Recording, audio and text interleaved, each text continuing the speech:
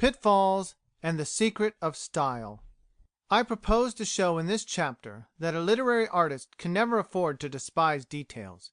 He may have genius enough to write a first-rate novel, and sell it rapidly in spite of real blemishes, but if a work of art is worth doing at all, it is worth doing well. No writer is any better for slovenly inaccuracy. Take the details of everyday life. Do you suppose you are infallible in these commonplace things? If so, be undeceived at once. It is simply marvellous with what ease a mistake will creep into your narrative. Even Mr Zangwill once made a hansom cab door open with a handle from the inside, and the mistake appeared in 6 editions, escaping the reviewers, and was quietly altered by the author in the 7th. There is nothing particularly serious about an error of this kind, but at the same time, where truth to fact is so simple a matter, why not give the fact as it is? Trivialities may not interfere with the power of the story, but they often attach an ugliness, or smack of the ridiculous, which cannot but hinder, to some extent, the beauty of otherwise good work. Mistakes, such as that just referred to, arise, in most instances, out of the passion and feeling in which the novelist advances his narrative. The detail connected with the opening of the hansom door was nothing to Mr Zangwill, compared to the person who opened it. I should advise you, therefore, to master all the necessary minutiae of travelling, if your hero and heroine are going abroad; of city life, if you take them to the theatre for amusement; in fact, of every environment in which imagination may place them. Then, when all your work is done, read what has been written with the microscopic eyes of a Flaubert. Specific subjects. For instance, the plot suggested in the previous chapters deals with Judaism. Now, if you don't know Jewish life through and through, it is the height of foolishness to attempt to write a novel about it. The same remark applies to Roman Catholicism. You will find it necessary to study the Bible and Hebrew history, and when you have mastered the literature of the subject and caught its spirit, you will turn your attention to the sacred people as they exist today, their isolation, their wealth, their synagogues, their psychological peculiarities. Does this seem to be too big a programme? Well, if you are to present a living and truthful picture of the Jewess and her surroundings, you can only succeed by going through such a programme. Whereas, if you skip the hard preparatory work, you will bungle in the use of Hebrew terms, and when you make the rabbi drop the scroll through absent-mindedness, you will very likely say that the congregation looked on, half amused and half wondering. Just visit a synagogue when the rabbi happens to drop the scroll. The congregation would be horribly shocked. The same law applies to whatever be your subject.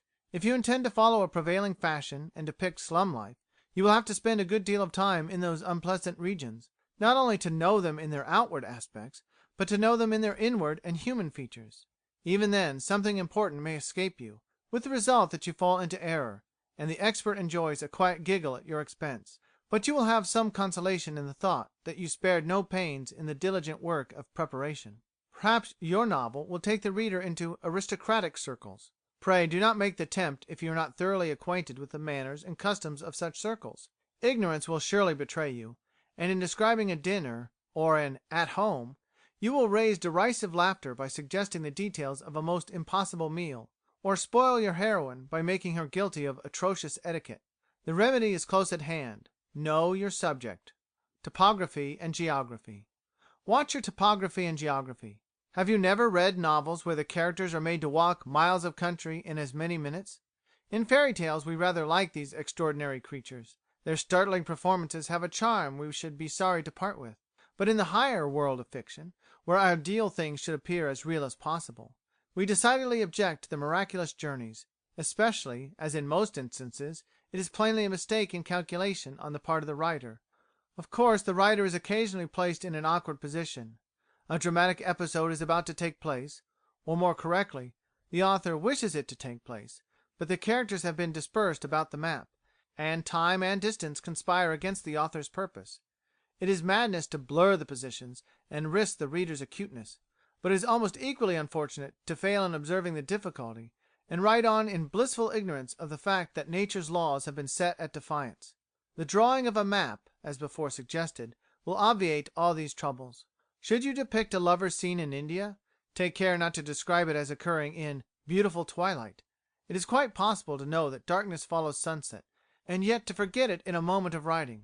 But a good writer is never caught napping in these matters. If you don't know India, choose Cairo, about which, after half a dozen lengthened visits, you can speak with certainty. Scientific facts. What a nuisance the weather is to many novelists. Some triumph over their difficulties, a few contribute to our amusement. The meteorology of fiction would be a fascinating study.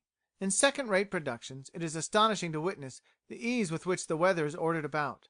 The writer makes it rain when he thinks the incidents of a downpour will enliven the narrative, forgetting that the movement of the story, as previously stated, requires a blue sky and a shining sun. Or he contrives to have the wind blowing in 2 or 3 directions at once. The sun and the moon require careful manipulation. At the beginning of a novel the room of an invalid is said to have a window looking directly towards the east, but at the end of the book, when the invalid dies, the author, wishing to make him depart this life in a flood of glory, suffuses this eastern windowed room with the red glare of the setting sun. The detail may appear unimportant, but it is not so, and a few hours devoted to notes on these minor points would save all the unpleasantness and ridicule which such mistakes too frequently bring. The reviewer loves to descant on the peculiar cosmology and physical science of the volume before us. The moon is most unfortunate. Mrs. Humphrey Ward confesses that she never knows when to make the moon rise, and obtains Miss Ward's assistance in all astronomical references. This is, of course, a pleasant exaggeration, but it shows that no venture should be made in science without being perfectly sure of your ground. Grammar. Grammar is the most dangerous of all pitfalls. Suppose you read your novel through and check each sentence.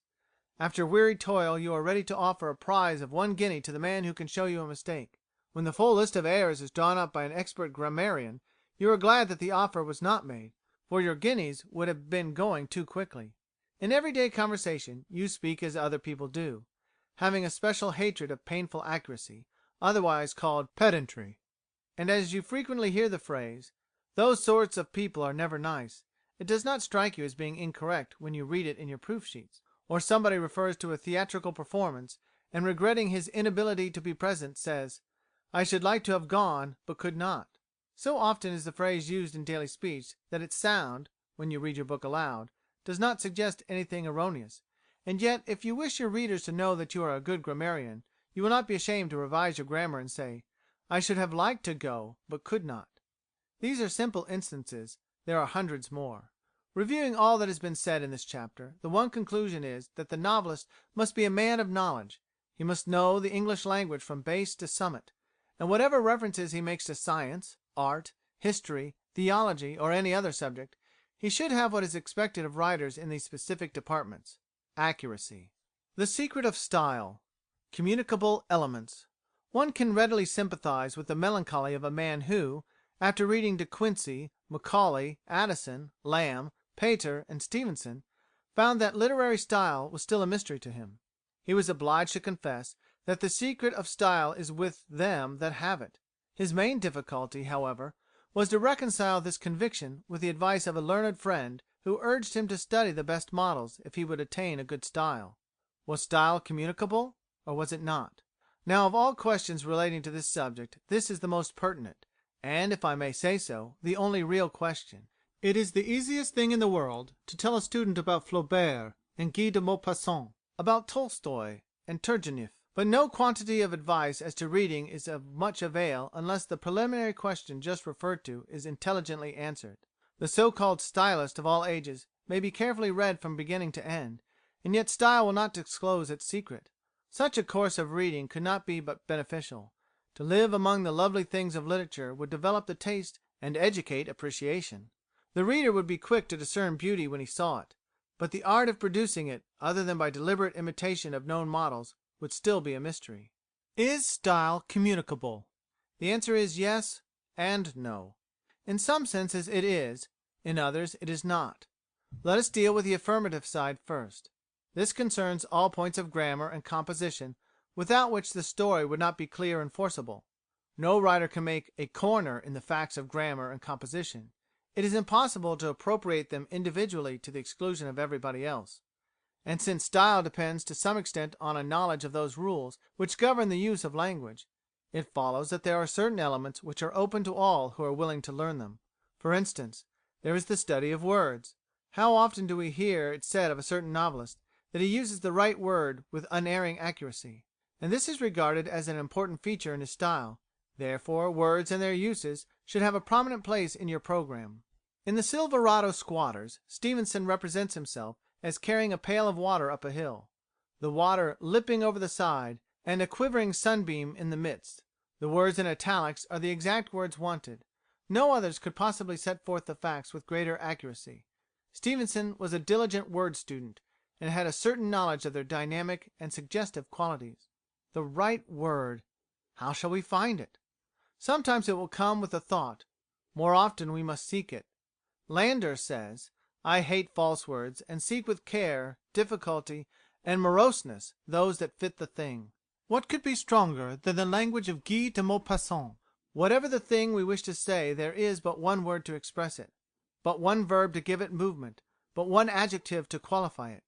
We must seek it till we find this noun, this verb, this adjective, and never allow ourselves to play tricks, even happy ones, or have recourse to sleights of language to avoid a difficulty. The subtlest things may be rendered and suggested by applying the hint conveyed in Boileau's line, "He taught the power of a word in the right place." In similar vein, Professor Raleigh's remarks, "Let the truth be said outright. There are no synonyms," and the same statement can never be repeated in a changed form of words. The number of words used is another consideration. When Phil May has drawn a picture, he proceeds to make erasures here and there with a view to retaining wholeness of effect by the least possible number of lines. There is a similar excellence in literature, the literature where there is not a superfluous word. Oh, the gassiness of many a modern novel! Pages and pages of so called style, word painting, and description. The conclusion of the matter is this: the right number of words, and each word in its place. Friedrich Schlegel used to say that in good prose every word should be underlined, as if he had said that the interpretation of a sentence should not depend on the manner in which it is read. It is also highly necessary that the would be stylist should be a student of sentences and paragraphs. Surprising as it may seem, it is nevertheless true that many aspirants after literary success never give these matters a thought. They expect that proficiency will come. Proficiency is not an angel who visits us unsolicited. It is a power that must be paid for with a price, and the price is laborious study of such practical technique as the following.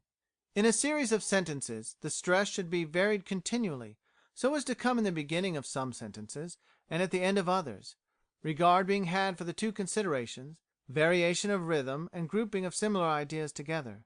And this: every paragraph is subject to the general laws of unity, selection, proportion, sequence, and variety which govern all good composition. The observance of these rules and they are specimens of hundreds more and the discovery of apt illustrations in literature are matters of time and labour. But the time and labour are well spent; nay, they are absolutely necessary if the literary man would know his craft thoroughly. For the ordinary man, something equivalent to a textbook course in rhetoric is indispensable. True, many writers have learned insensibly from other writers, but too severe a devotion to the masterpieces of literature may beget the master's weaknesses without imparting his strength.